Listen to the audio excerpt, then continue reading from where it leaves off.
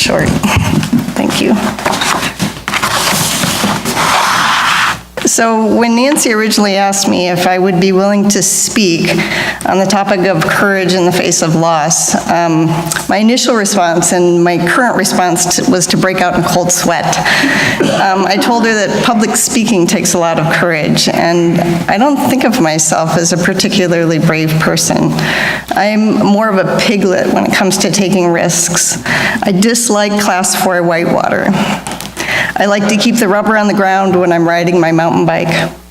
I prefer swimming in a pool to the risks of sharks in the ocean or even weeds in a lake. If I can't see it, I won't ski it. If I have to learn a new skill, such as how to change the spark plug in my chainsaw or teaching my horse how to side pass, I Google the heck out of it until I can break it into small, manageable steps. So since I couldn't figure out how this non-brave person was going to talk about courage, I Googled it to see if I could find out the difference between bravery and courage, which were interchangeable terms in my mind. So I had to go back to etymology, which, by the way, was one of Jim's favorite college classes. And this is what I found out. And I quote, so I'm stealing some of it, and I also interject some of my own personal experience. So the current definitions are very similar, yet when we look at how courage and bravery came into the English language, a distinction shows. Merriam-Webster notes that courage is linked historically to cor, which is the French word for heart. Brave, on the other hand, comes from the Italian word bravo, meaning brave or bold, and bravo, interestingly enough, originally meant wild and savage. So there's a quote that goes, the line between bravery and stupidity is so thin that you don't know you've crossed it until you're dead.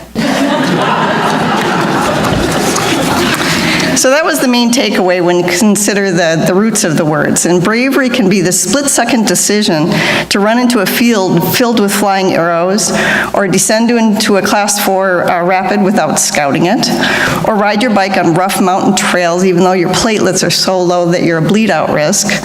And bravery can be dangerously close to stupidity. It is wild and savage. Courage, however, takes something deeper. It takes heart. Courage is donating your own kidney to your sister because you love her so much. Courage is letting someone live out their bucket list in the last year of their life, even though it takes them far away from you at times. Courage is a doctor choosing to work in South Sudan to ease human suffering.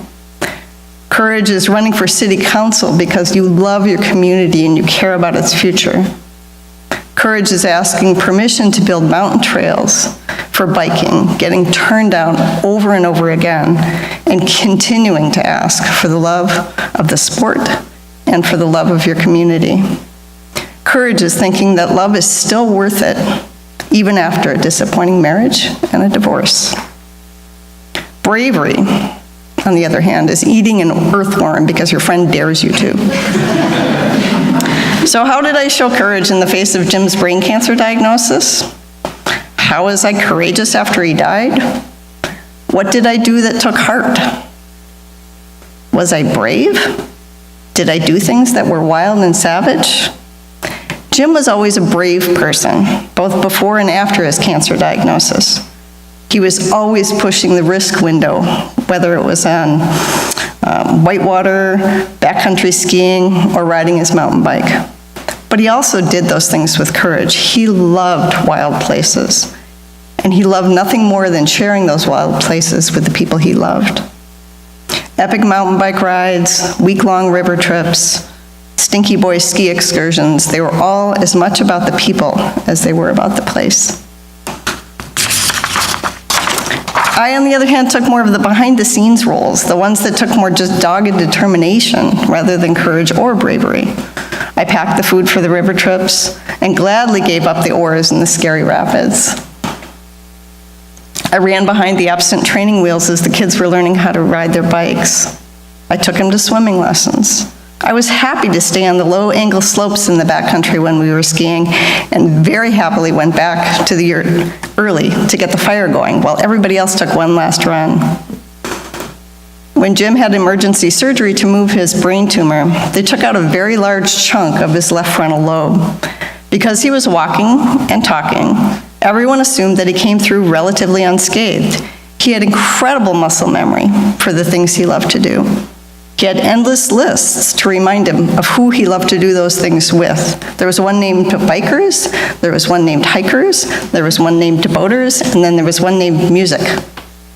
He had all those lists on his desk. He was off of work, he knew how to schmooze a crowd, and he had a lot of time. And I again took up that behind-the-scenes roles. I had lost my equal partner.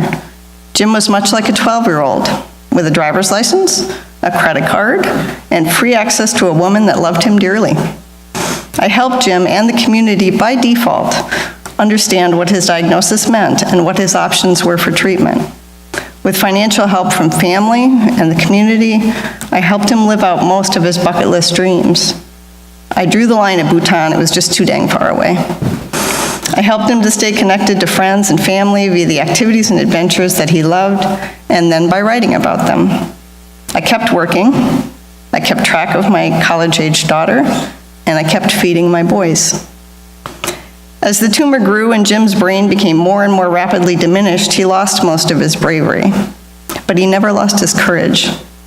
I would awaken in the morning and wonder what new function of his would be lost that day. He forgot how to make oatmeal. He couldn't remember names.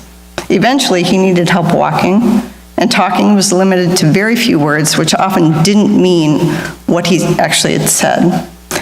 But he still loved us with his whole heart. His last 3 coherent phrases to me were, "This is hard, I know, and I love you." That was after I threw the cheese. There is a Sufi saying that says, "You must die before you die," and I thought of it often during those last few weeks, thinking that all the small but rapid losses were helping to prepare me for the big final loss of his death. Perhaps it did. I don't really know. I just know that there's a place that's darker than death, and I had to learn how to crawl out of there over and over and over again. I did not feel very brave during Jim's diagnosis, nor after his death.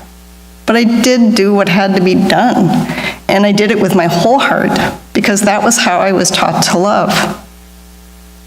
It does take courage to love someone. To love someone till death do you part means either you will die, or you will watch them die. Perhaps the bravest thing I have done since Jim died is to sign up for the same commitment all over again. That was wild and savage, but I am also doing it with my whole heart. Thank you.